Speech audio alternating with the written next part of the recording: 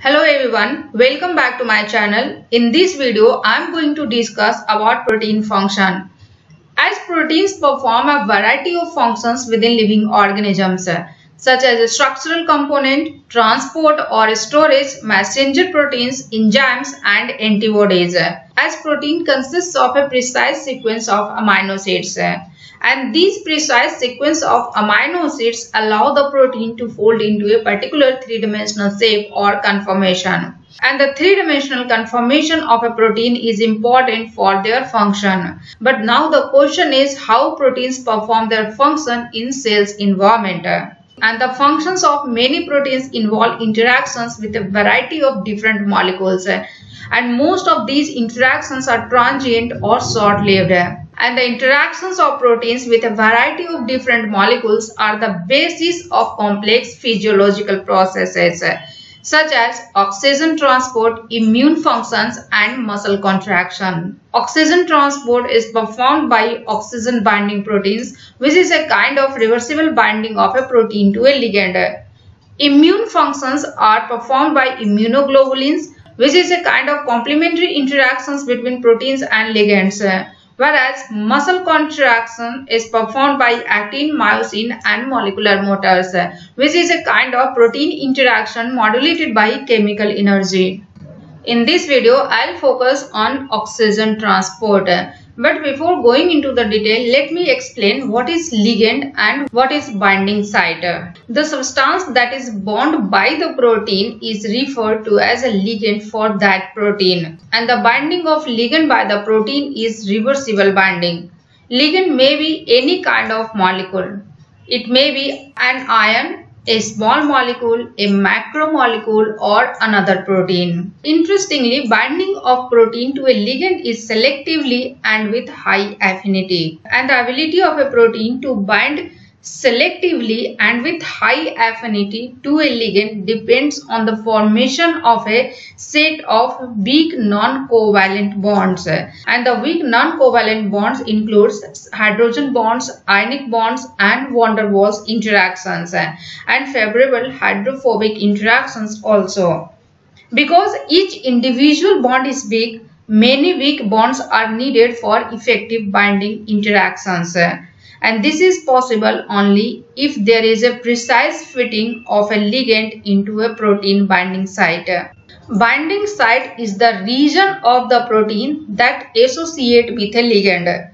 Binding site usually consists of a cavity in the protein surface, and the cavity in the protein surface is formed by a particular arrangement of amino acids, and these amino acids belong to different portions of the polypeptide chain that are brought together after protein folding. Binding site is complementary to the ligand in size, shape and hydrophobic and hydrophilic character. The interaction between protein and ligand is specific, means the protein can discriminate among the thousands of different molecules in its environment and selectively bind only one or a few. A given protein may have a separate binding site for several different ligands, but enzymes represent a special case of protein function. In case of enzyme, substrates are used rather than ligand, and the ligand binding site is known as catalytic site or active site.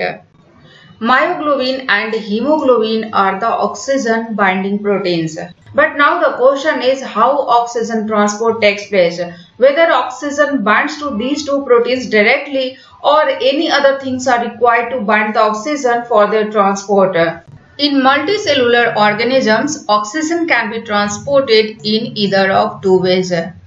Either oxygen carried to tissue in sufficient quantity if it is simply dissolved in blood serum, or diffusion of oxygen through tissues over distances greater than a few millimeters. And transport of oxygen through these two ways only occurs if oxygen is soluble in aqueous solutions.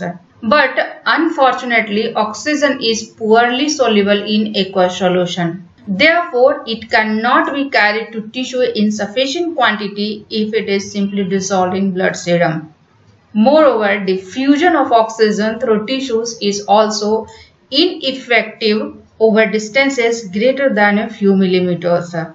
Therefore, for efficient transport of oxygen over large distances requires such type of protein that could transport and store oxygen. But none of the amino acid side chains in proteins are suited for reversible binding of oxygen molecules. So for this, certain transition metals are the excellent candidate for this function. So among the transition metals, iron and copper have a strong tendency to bind oxygen, and multicellular organisms exploit the properties of these transition metals for oxygen transport, and most commonly iron is used for this purpose. But unfortunately, free iron promotes the formation of highly reactive oxygen species such as hydroxyl radical, and these highly reactive oxygen species damage DNA and other macromolecules. Therefore, in multicellular organisms, to make the iron less reactive, iron used in cells is in bond form, and for this iron is incorporated into a protein bond prosthetic group heme. Heme is found in many oxygen transporting proteins that participate in oxidation reduction. Oxidation reduction involves electron transfer reaction. Oxidation is the loss of electron, whereas reduction is the gain of electron. And the heme consists of complex organic ring structure, as you can see here. And this complex organic ring structure is known as protoporphyrin ring.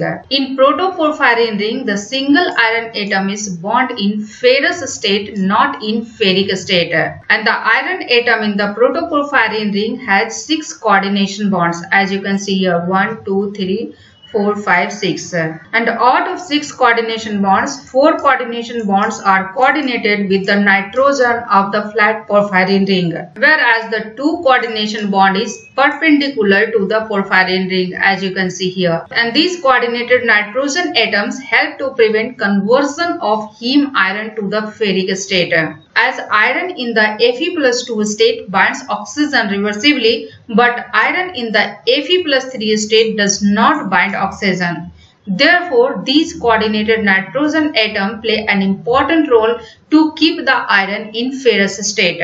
But in free heme molecules, that is heme not bound to protein, leave Fe+2 with 2 open coordination bonds, and simultaneous reaction of one oxygen molecule with 2 free heme molecules result in irreversible conversion of Fe+2 to Fe+3, that is irreversible conversion of ferrous state to ferric state of the iron. But in heme that is bonded to protein, this irreversible conversion of Fe+2 to Fe+3 reaction is prevented, and bonded heme prevents this irreversible conversion by sequestering each heme deep within the protein structure. Therefore, by sequestering each heme deep within the protein structure, the access to the 2 open coordination bonds is restricted. As I have rightly discussed, iron atom has 6 coordination bonds, and out of 6 coordination bonds, 2 coordination bond is perpendicular to the porphyrin ring, as you can see here. And out of these 2 perpendicular coordination bonds, 1 bond is occupied by side chain of nitrogen of a histidine residue, whereas the other coordination bond is binding site for molecular oxygen. So when oxygen binds to the iron of porphyrin ring, the electronic properties of heme iron changes, and the change in electronic properties of heme iron accounts for the change in color from dark purple to bright red. Dark purple is the color of oxygen depleted venous blood, whereas bright red is the color of oxygen rich arterial blood. Apart from oxygen, some other small molecules such as carbon monoxide and nitric oxide coordinate to the heme iron, and the coordination of carbon monoxide and nitric oxide to heme iron is with greater affinity than does O2. So when a molecule of carbon monoxide is bound to heme, oxygen is excluded, and this is the reason why carbon monoxide is highly toxic to aerobic organisms, because binding of carbon monoxide to heme excluded the oxygen molecule and resulted in toxicity. But by surrounding and sequestering heme, oxygen binding proteins regulate the excess of carbon monoxide and other small molecules to the heme iron. Now coming to myoglobin. Myoglobin is abbreviated as MB. Myoglobin is relatively simple oxygen binding protein and it is present in almost all mammals. Myoglobin is primarily present in muscle tissue. As a transport protein, myoglobin facilitates oxygen diffusion in muscle. Myoglobin is particularly abundant in diving mammals. Diving mammals are those mammals that have ability to dive underwater for an extended period. In diving mammals, myoglobin has oxygen storage function for prolonged excursions undersea. Myoglobin is a single polypeptide chain of 153 amino acid residues. Myoglobin contains one molecule of heme. As it contains one molecule of heme, there is a single binding site for oxygen because it is the iron atom of heme which is the binding site for oxygen. The single polypeptide chain of myoglobin has 8 alpha helical segments and these 8 alpha helical segments are named as A, B, C, D, E, F, G and H, and these helical segments are connected by non-helical residues which is known as bends, and these bends are labeled as AB, CD, EF, FG and GH. But a few bends such as BC and DE do not contain any residues. Therefore, normally these are not labeled. As myoglobin is a single polypeptide chain of 153 amino acid residue. So how an individual amino acid residue is designated? An individual amino acid residue is designated by two ways. First one is by its position in the amino acid sequences, and by this way the histidine residue coordinated to the heme in myoglobin is represented as His93. Means it is the 93rd residue from the N-terminal end of myoglobin polypeptide sequence. Second one is by its location in the sequence of a particular alpha helical segment. And by this way the histidine residue coordinated to heme in myoglobin is represented as His F8. Means it is the 8th residue in alpha helix F. And by these two ways, other amino acid residues in myoglobin is designated. The function of myoglobin depends on both the ability to bind oxygen as well as ability to release oxygen when and where it is needed. And this type of protein interaction involves reversible protein-ligand interaction. And for reversible protein-ligand interaction, a quantitative description is an important term. In general, the reversible binding of a protein to a ligand is described by this simple equilibrium expression. In this equilibrium expression, P represents protein, L represents ligand and PL represents protein-ligand complex. And the equilibrium constant for this reaction is Ka, which is equal to concentration of protein-ligand complex divided by concentration of protein into concentration of ligand. Here the equilibrium constant Ka is known as association constant, and the association constant describes the equilibrium between the complex and the unbound components of complex. Means association constant describes the equilibrium between the protein-ligand complex and unbound protein and ligand. This association constant also provides the measure of the affinity of the ligand for the protein. Means if the value of K is higher, there is a higher affinity of the ligand for the protein. The equilibrium constant K is also equivalent to the ratio of rate of forward reaction and reverse reactions that form the protein-ligand complex. Means it is the ratio of association reaction and dissociation reactions that form the protein-ligand complex. Here K and Kd are rate constants. K is the rate constant for association reaction, whereas Kd is the rate constants for dissociation reaction. And the rate constants are just a proportionality constant which describes the fraction of pool of reactants that reacts in a given amount of time. So when the reaction involves one molecule, the reaction is known as first order. For example, the dissociation of protein-ligand complex to protein and ligand. It is the first order reaction and it has units of reciprocal of time.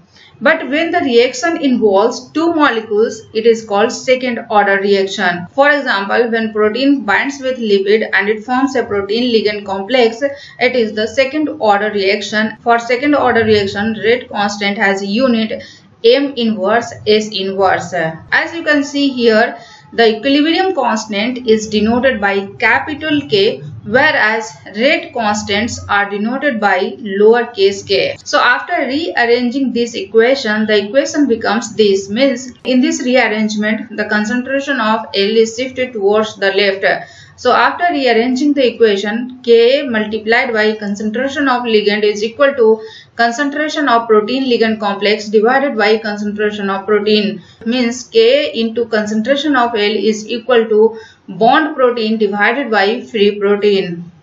As you can see here, this is the protein ligand complex and this is the free protein. Means it is equal to bond protein divided by free protein. From this expression, we can conclude that when the concentration of ligand is much greater than the concentration of ligand binding site, the binding of the ligand by protein does not significantly change the concentration of free or unbound ligand. Means the concentration of L or concentration of ligand remains constant, and this condition is broadly applicable to most ligands that bind to proteins in cells.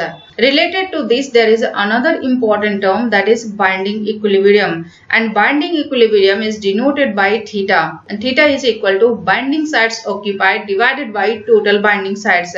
Means binding sites occupied is equal to concentration of protein ligand complex, whereas the total binding sites is equal to concentration of protein ligand complex plus concentration of protein. So after substituting concentration of protein ligand complex by Ka into concentration of L into P, the theta becomes K concentration of L concentration of P divided by K concentration of L concentration of P plus concentration of P. After solving this equation, the equation becomes this. As you can see here, the concentration of P is common in all the terms. Therefore, we can divide both numerator as well as denominator by concentration of P. So after dividing both numerator and denominator by concentration of P, the equation becomes this. Means it is equal to Ka into concentration of L divided by Ka into concentration of L plus 1, which becomes equal to concentration of L divided by concentration of L plus 1 by Ka. Here K is equilibrium constant. So after solving this equation, theta is equal to concentration of L divided by concentration of L plus 1 by Ka. Means this equation is equivalent to x equal to by divided by plus z. This expression describes a hyperbola reaction. From this expression, the value of equilibrium constant, that is Ka, can be determined from the plot of theta versus the concentration of ligand. From this expression, we can say that theta is a hyperbolic function of concentration of ligand. So with the increase of concentration of ligand, theta approaches asymptotically. And the concentration of ligand at which half of the available ligand binding sites are occupied is equivalent to 1 by Ka or Kd. Here Kd is the dissociation constant and it is reciprocal of Ka, and Kd is the equilibrium constant for release of ligand. For example, in the expression which describes the conversion of protein ligand complex to protein and ligand, here Kd is equal to concentration of protein into concentration of ligand divided by concentration of protein ligand complex. So after solving this equation, theta is equal to concentration of L divided by concentration of L plus Kd. So when concentration of L is equal to Kd, theta is equal to 1 by 2, which suggests that when the ligand concentration is equal to Kd, half of the ligand binding sites are occupied. As concentration of L falls below Kd, progressively less of the protein has ligand bond to it. So from this expression we can define Kd, and Kd is equivalent to the molar concentration of ligands at which half of the ligand binding sites are occupied. And at this point the protein is said to have reached half saturation with respect to ligand binding. And in practice, to express the affinity of a protein for a ligand, Kd is used much more than Ka. And if the value of Kd is lower, there is a higher affinity of ligand for the protein. Means when the protein binds a ligand more tightly, there is a lower value of Kd. Means the lower the concentration of ligand required for the binding sites to be occupied. So when oxygen is used as a ligand, it is the partial pressure of oxygen, that is PO2, in the gas phase above the solution that is varied. And because the partial pressure of oxygen in the gas phase is easier to measure than the concentration of oxygen dissolved in the solution, therefore the concentration of a volatile substance in solution is always proportional to the local partial pressure of the gas. So if we define the partial pressure of oxygen at oxygen concentration 0.5 is P50. And the equation becomes theta equal to PO2 divided by PO2 plus P50. And this is the binding curve for myoglobin that shows the relationship between theta and PO2. But the binding of a ligand to a protein is not as simple as this equation suggests.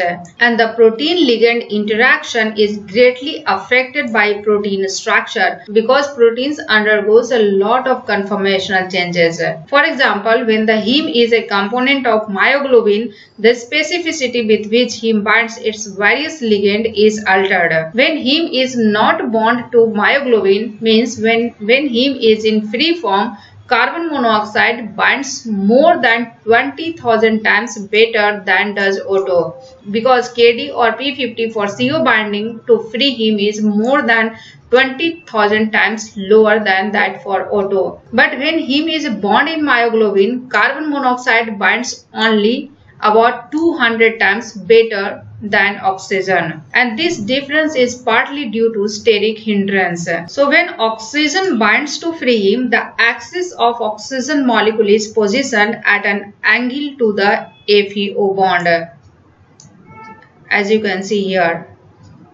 But when carbon monoxide binds to free heme, the Fe, C and O lie in a straight line. In myoglobin, there are two important histidine residues which plays an important role in ligand binding. First one is the His E7 or His 64, and second one is the His F8 or His 93. His E7 is known as distal histidine residue, whereas His F8 is known as proximal His residue, and the distal His residue is not able to coordinate with heme iron because it is too far from the heme iron, but it is able to coordinate with the ligand which is bound with the heme iron. Means the distal His residue forms a hydrogen bond with oxygen and prevent the linear binding of carbon monoxide, and this is one of the explanation for the selectively diminished binding of carbon monoxide to heme, either myoglobin or hemoglobin. And the reduction in carbon monoxide binding is physiologically important because carbon monoxide is a low-level byproduct of cellular metabolism. Apart from this, the binding of oxygen to heme in myoglobin also depends on molecular motion or breathing in the protein structure. As the heme molecule is deeply buried in a folded polypeptide, there is no direct path for oxygen to move from the surrounding solution to the ligand binding site. So if the protein were rigid, the O2 could not enter or leave the heme pocket at the measurable rate. But the rapid molecular flexing of amino acid side chains produces transient cavities in the protein structure, and O2 makes its way in and out by moving through these cavities. And there are many pathways for this process. Among them, the major route is provided by the rotation of side chain of distal His, that is His 64 or His E7. and the rotation of the side chain of distal his or his 64 occurs on a nanosecond time scale, that is 10 to the power 9 second. So this is all about reversible binding of a protein to a ligand and quantitative description of protein-ligand interaction. And in my next video, I'll discuss about oxygen transport by hemoglobin.